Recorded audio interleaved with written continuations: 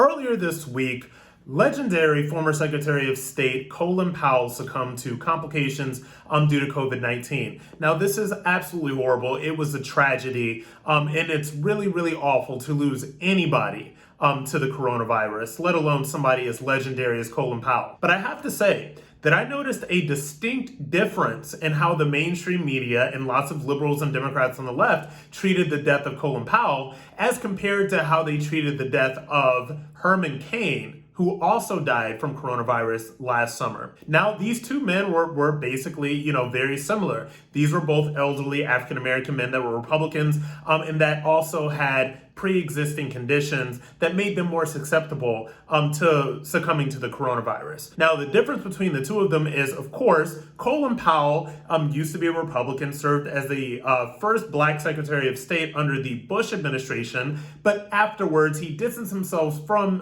some of those decisions that he made, then ended up endorsing former President Obama and voting for him twice. He then since left the GOP under Trump. Now that is in stark comparison to Herman Cain, who was somebody who was an avid Trump supporter and was also somebody that did not toe the leftist line in terms of how you were supposed to react towards the coronavirus. So when Herman Cain died, the left practically danced on his grave the day that his death was announced. They called him an anti-masker. They called him a Trump-supporting anti-mask loon, all of this other stuff. Mind you, this was before the vaccines were readily available. And the sad thing about this treatment of Herman Cain compared to the treatment that Colin Powell got was that the treatment that Colin Powell got was very respectful.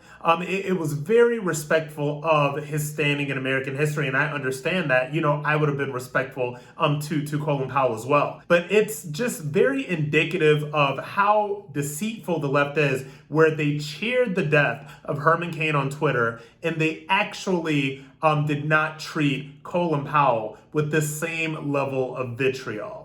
And this is what has to be said about the double standard between these two people. And now I also want to note as well that when Colin Powell's family released the information that he had passed via Facebook, they also made it important to note that he had been vaccinated. And I think that that is weird because they knew that had they not released the fact that Colin Powell was vaccinated and still succumbed to COVID-19, that they feared, and rightly so, that people on the left would have danced on Colin Powell's grave the same way that they danced on Herman Cain's grave. So look, both men were a huge loss for America. Both were great patriots for a majority of different reasons. But I have to point out the hypocrisy as to how the left and Democrats treated the death of Herman Cain as opposed to how they treated the death of Colin Powell. One was full in support of Trump and today's Republican Party, and one was very much anti-Trump